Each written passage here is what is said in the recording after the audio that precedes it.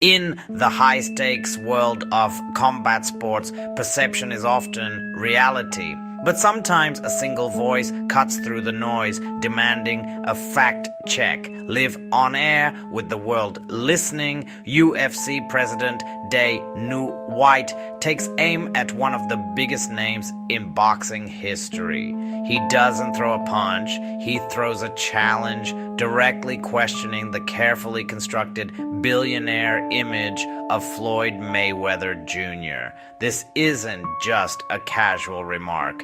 It's a calculated public statement, a promoter calling out a fighter on the very foundation of his brand, his wealth. White, a master of promotion himself, understands the game better than anyone. He knows how narratives are built and how easily they can be dismantled.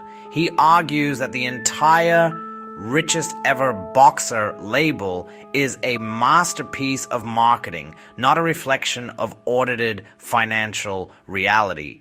According to Day News, the net worth claims are strategically inflated, a house of cards built on leveraged assets and numbers spun by a relentless hype machine. He suggests that what we see is a brilliant illusion where projected earnings from pay-per-view events are presented as cash in the bank and ownership of assets is conflated with liquid capital. It's a narrative designed to dazzle, to create an aura of untouchable success that fuels the Mayweather brand and justifies enormous fight purses.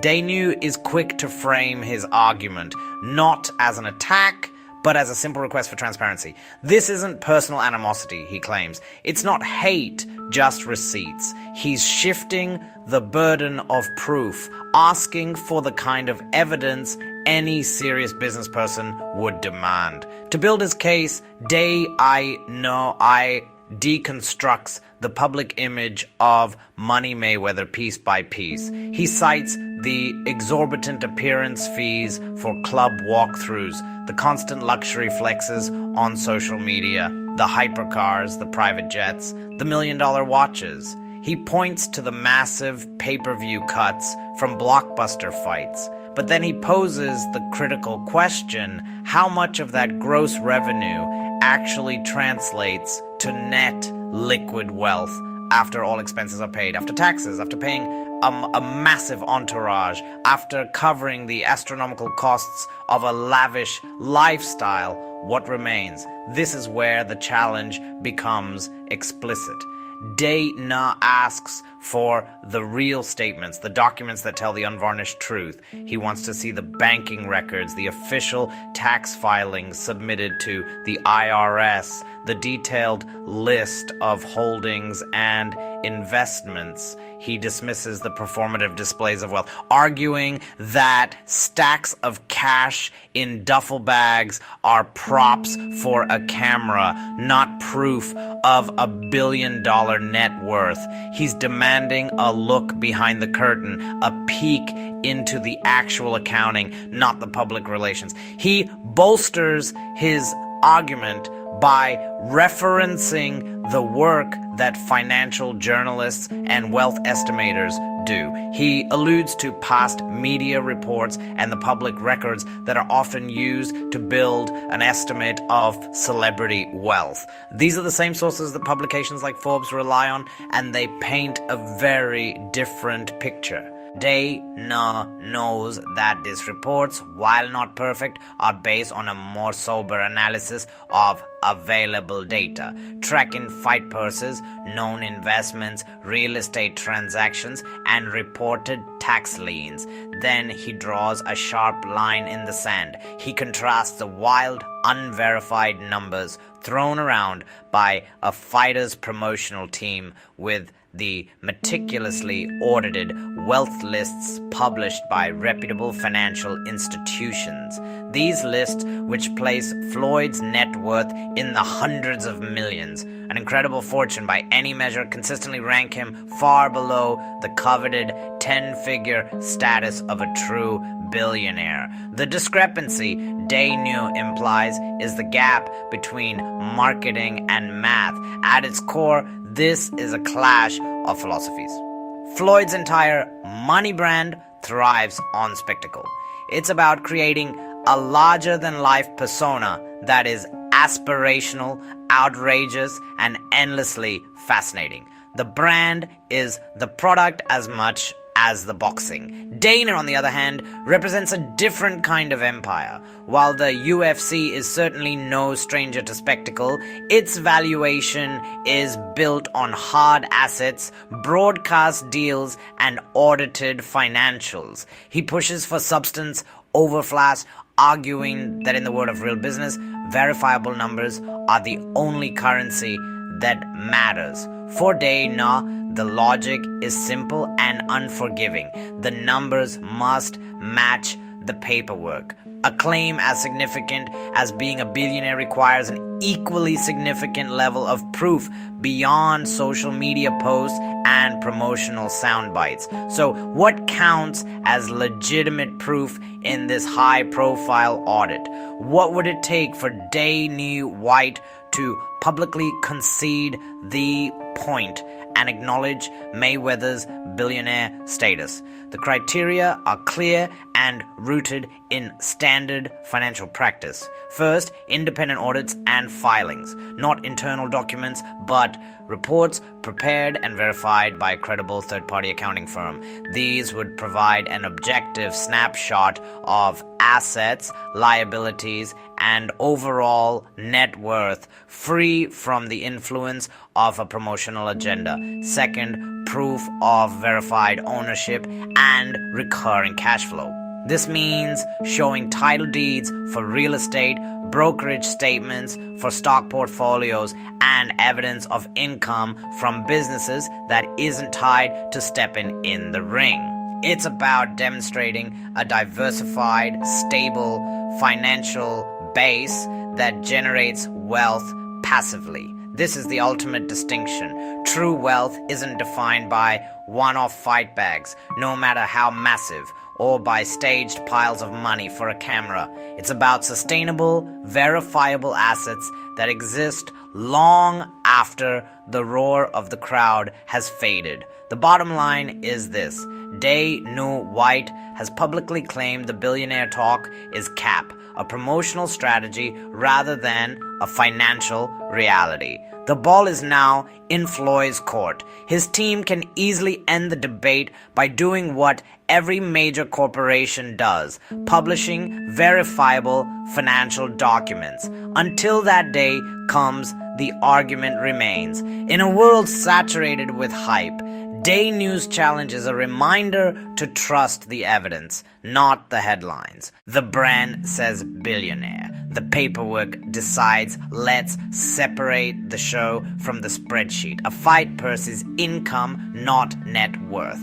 Exhibition payouts, appearance fees, endorsements, net worth equals assets minus liabilities. Audited, not assumed. Pay-per-view headliners can claim $100 million a night.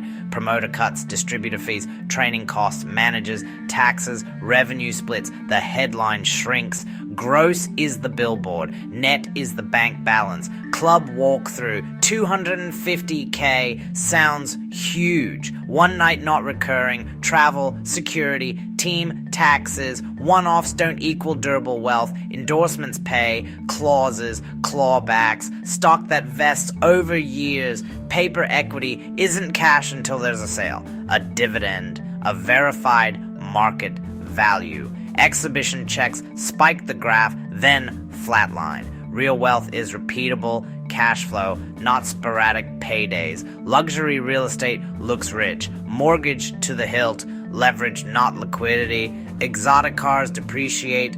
Art and watches can be illiquid. Sells, settles, hits the account. Private jet shots, often chartered. Mansion tours could be rented. Seven-figure watches, sometimes loaners. Great for image, not proof of balance sheets. Proof means third-party eyes. Independent audits by credible firms.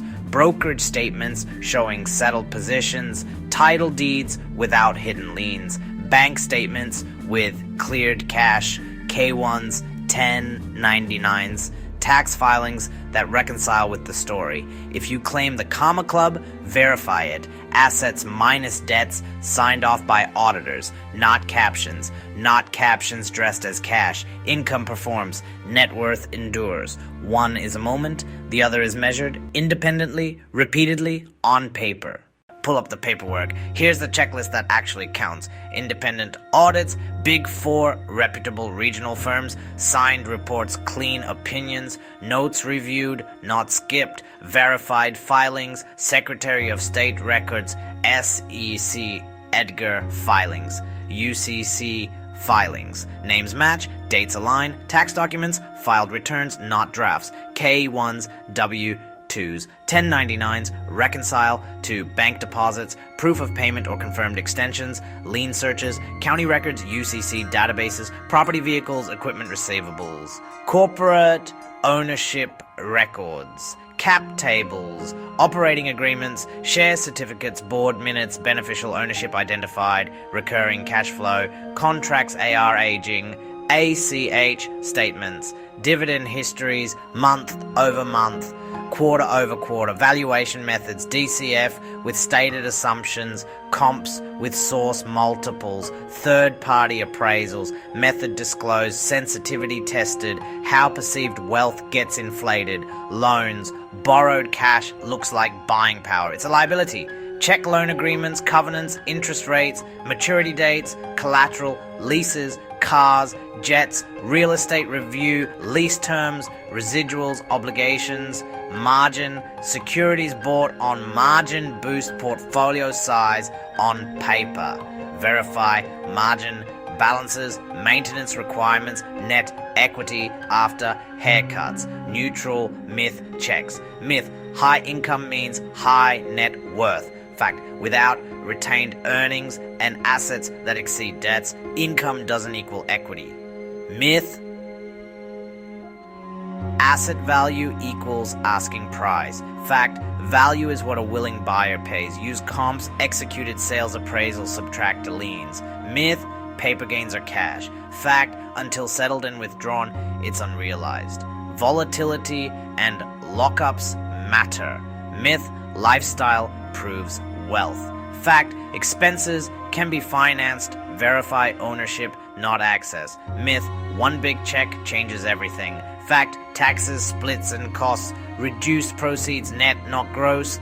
Bottom line, if it isn't documented, reconciled, and independently verified, it's narrative. Real receipts survive audits. Headlines sprint. Overnight billionaire. Historic deal. Richest in the room. Big fonts, small footnotes, fan debates loop, screenshots, flex clips. He said it on live. Her manager confirmed. Echoes become evidence. Prior interviews, moving targets, ranges instead of numbers.